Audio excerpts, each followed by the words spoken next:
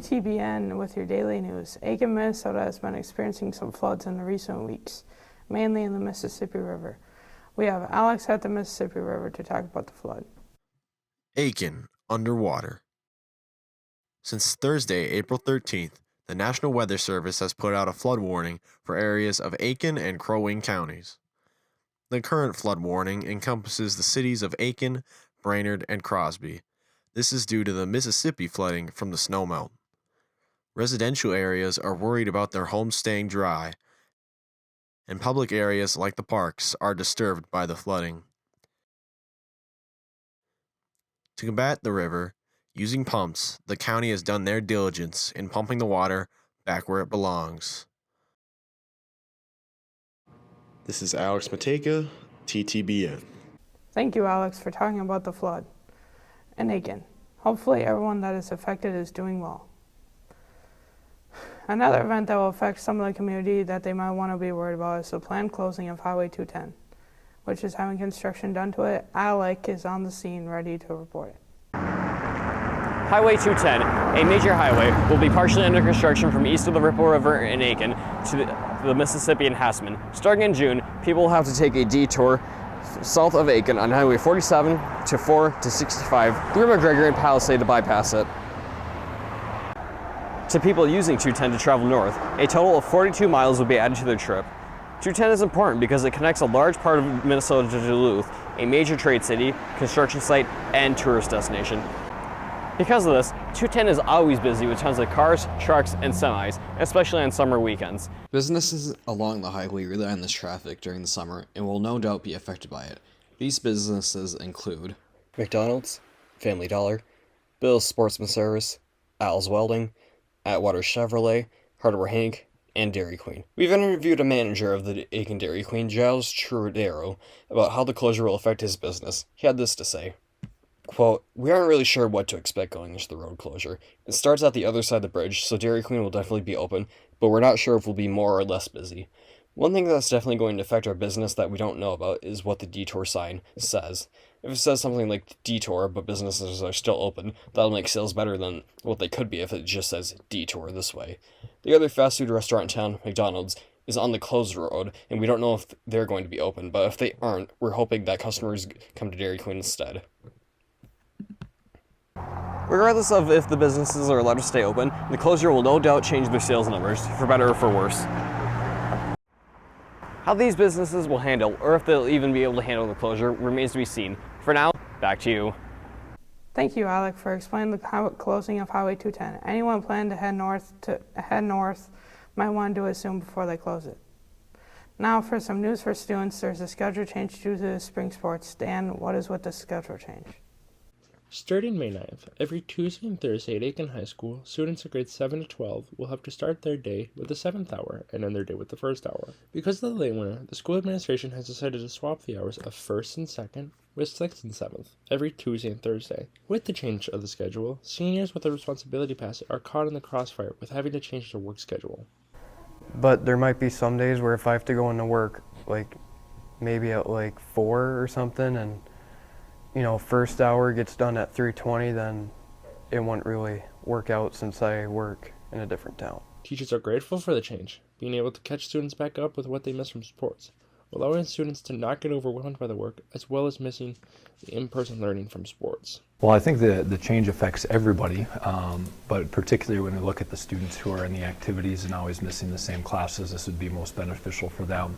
Also, we have to remember the teacher's standpoint. If a student is, not only is the student missing the class, but the teacher is missing those contact opportunities with the students, so it'll impact both the students who are regularly missing the activities and their teachers. While students in sports are grateful for the change, the ones that aren't in sports are questioning why they aren't going back to the previous 8th hour, which helps sports students have a buffer.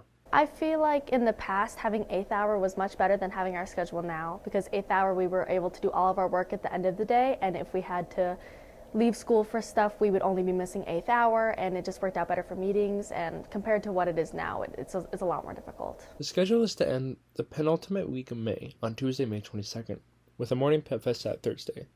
If this schedule is to appear next year, is all up to the weather. Thank you, Dan, for informing us about the new schedule change. People in spring sports will appreciate it immensely. Speaking of spring sports, track is a spring sport that has been affected by the recent weather. They have been stuck inside until now.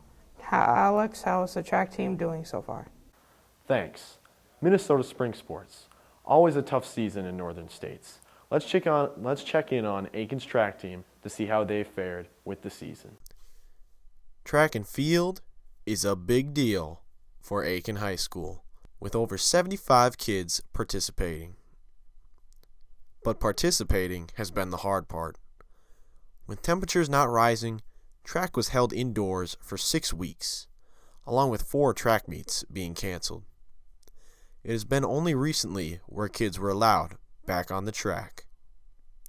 Here, we see Martin Hankey throwing shot put. Hankey, a captain for the team, was interviewed. Track's been difficult because a lot of us doing field events haven't really gotten the chance to practice our technique and our form. I mean, for the runners, they can run as much as they want in the halls and stuff. Maybe not the distances they desire, but at least they can run. The rain and the snow that went on, which seems like forever. I think our track team's been doing really good. We have a lot of new kids that have came into the program this year and a lot of freshmen, and I think they've developed and are starting to develop and kind of get into that varsity mindset. That's always the challenge when you get freshmen. They're a little goofy sometimes. Go Aiken. Aiken's girls team took 4th at their last meet at Rush City, with the boys taking 5th. Tika May also set a new school record with a time of 48.4 seconds in the 300-meter hurdles.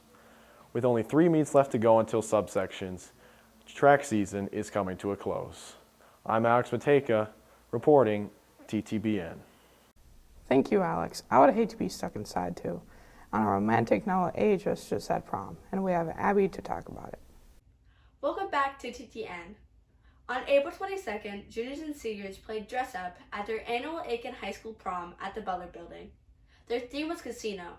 Aiken High School recently had their prom at the Butler Building with around 130 students and dates going. The night started out with Grand March that started at 5:30 at their Aiken High School auditorium. Parents and friends could come and watch for $2 as they walked on the stage with their dates. The Butler Building, also known as the Ripple Center, was conveniently in town compared to other places Aiken has hosted their prom in the past. We chose the Butler Building because it fit in our price range of how much money we had, and it was a good venue. It was a good space that we could have it. The Butler Building doors opened at 6:30. While everything was getting set up upstairs, they were able to sit and mingle downstairs. They were able to get catering from Block North, which was conveniently right across the street. We chose Block North for food because it was convenient for us, and last year we had Block North as well, but it was a different food menu, and so we wanted to do this pasta buffet because it gave other options. After they ate, that's when bingo started. They had different prizes like goodie bags filled with different little knickknacks and candy. When bingo was finished, they went downstairs to start casino games, going with the theme casino. When prom committee members came up with the theme, they were worried about a little controversy. Some people thought that we were going to serve liquor or have like gambling, which we didn't have actual gambling there, but the theme casino was a little controversial. They had games including craps, roulette, plinko, and blackjack, run by different volunteers and teachers. If they won a game, they would get a little ticket they could put in a basket, and if their name gets drawn during that night, you get a prize of a free ticket to Valley Fair, an Oculus, or a tablet, all for free. When prom helpers from younger grades moved tables, it was time for them to dance. They had a DJ going and played some great songs, and even learned some new dances they can show off at the next dance they attend. Overall, the night was good. There was just a few things they would change. We could try to find a different venue to get our food from, or just figure out a different way of getting people their food, because doing the different tables, it just got too cold too quick. And also created chaos of people budging, and just, it wasn't very organized. I hope AHS students had a great time. Thank you, Abby. It really seemed that prom was amazing. Thanks for watching TTBN. That's all for today.